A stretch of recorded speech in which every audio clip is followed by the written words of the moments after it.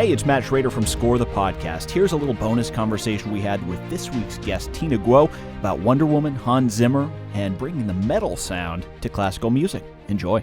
So things have really progressed, and now we're talking about Wonder Woman, the Wonder Woman theme. Yes. Hans said, I was reading, or I think I saw an interview with Hans, and he said he was really struggling when he was creating the theme, and then you came to mind. And he said, Tina's so elegant, but once she grabs her cello, or he calls it your sword, you're transformed. You become the Wonder Woman. Is that pretty inspiring to know that you're almost like the Wizard of Oz behind the curtain, the real Wonder Woman back there? I'm flattered for sure. I feel like in real life, I'm like a really big dork / nerd, but with the cello, it is like I don't know. I guess it's kind of almost like not acting, because it is a part of myself, but it's a part of myself that I don't let out in normal day-to-day life, probably because it's inappropriate, or just too extreme or too dramatic, melodramatic. But yeah, it really gives you an opportunity to really be free, and to, I don't know, just be as wild and crazy and expressive as you want, because, you're performing and it's okay. Everything's okay. Was there a transitional moment where you felt, here you are, of course, growing up learning the cello and playing fairly reserved, I would imagine, in the repertoire of cello pieces. Was there a moment where the metal thing, or the soloist, or even just being the front woman of a band suddenly started to appeal to you as, I'm going to break free of what's expected as a cellist?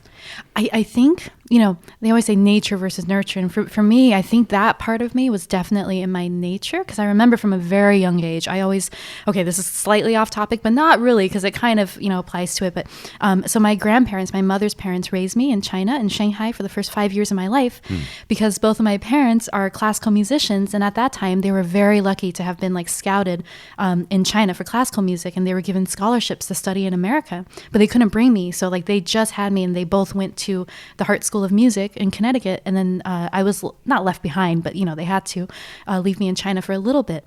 And my grandmother told me semi-recently, she's like, yeah, we were really worried about you as a little girl, because they would get calls from the preschool saying that I was the gang leader of all the worst, they're all boys, like the worst boys. And I was also really overweight because I ate too much. When I came to America at age 5, I was 80 pounds, over 80 pounds. So I was like a round ball, as wide as it was tall. And I was standing there with my arms crossed and be like, oh, I'm the gang leader of these Chinese boys, So not that has anything to do with performing on stage, but I think there's a part of me that always wanted to have some kind of, I'm just going to be honest now, power, or or to be, or to be respected maybe. And so I think, and then after I moved to America, my parents are super, super conservative. And they are both classical music teachers. And so I was really forced to practice for 8 hours a day, every day. Where? In Connecticut? Yes, in Connecticut, starting in Connecticut. I didn't start the cello until a little bit later, till I was 7. And so I started playing the piano and then the violin and the cello. But it was a very, very conservative household. I wasn't allowed to listen to different types of music, so it was very, very classically minded. And also just in lifestyle, everything was very conservative. And I think I wanted to break free. Yeah. And so the very first album that I heard that wasn't classical, that I sneaked into the house, I was in 7th grade in middle school. And I would hang out with this kid named Luke. He was this blend between a goth and a nerd.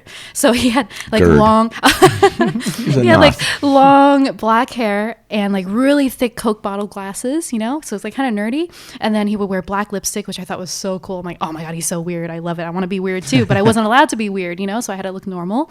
I remember somewhere I found this clip-on earring that I would I attached this mini key ring to. I'm totally serious right now. So it kind of looks like a nose ring, and I would bring it in my backpack and put it on when I got to school. I'm like, yeah, I'm cool too. I'm a goth. And so one day he's like, have you heard of Marilyn Manson? I'm like, Marilyn? What? No. And so he let me borrow the CD.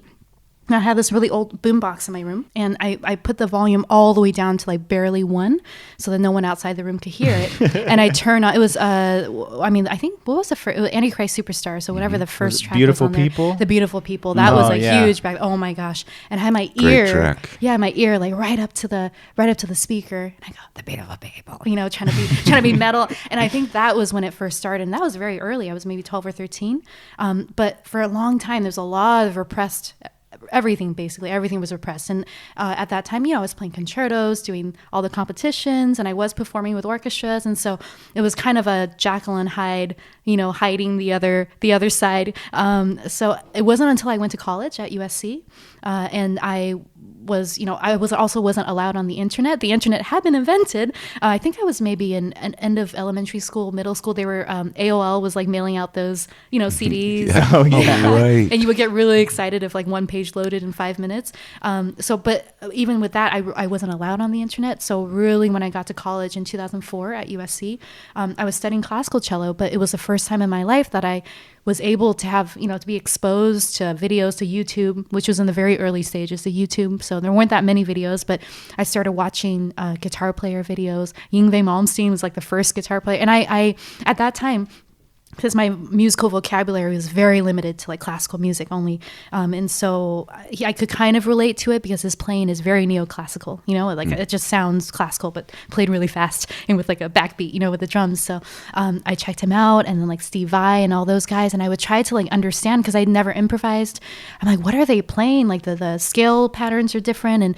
And I would just obsessively for hours, after practicing classical stuff for hours, I would just try to like finger along on the cello and try to figure out what it is that they're doing. So it was really years of experimentation, and then like, buying an electric cello and then practicing with that.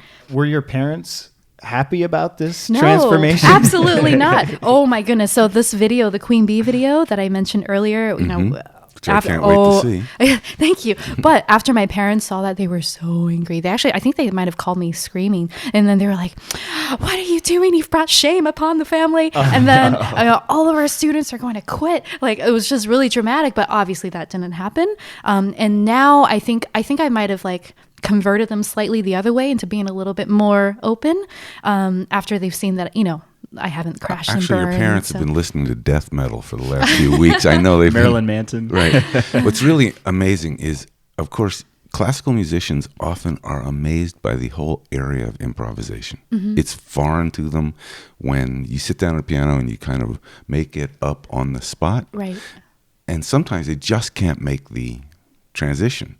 So was there a moment, was it those videos that you actually realized you could wail and shred and be inventive without a piece of music in front of you? Well, originally classical music was like popular music, and all the soloists back in the day when classical music was alive and being created at the time, all the soloists, they wrote their own cadenzas, so it was a part of and Mozart was known for improvising, like I guess variations on a theme, but, just improvising it. And so I did like compose music when I was younger. I would write music on the piano and the cello. So I think creating music was always there, but just not in a non-classical style. So I wrote lots of like, piano pieces and like cello quartets and cello duets and stuff like that. For me, it was more about like learning and understanding the tonal structure and the structure of like music that wasn't classical. And again, it's like when people do ask me like, how do you improvise?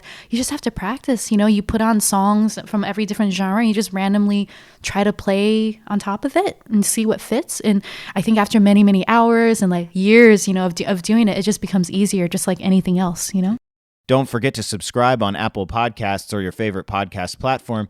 And thanks for telling a friend about the show and helping us continue to grow.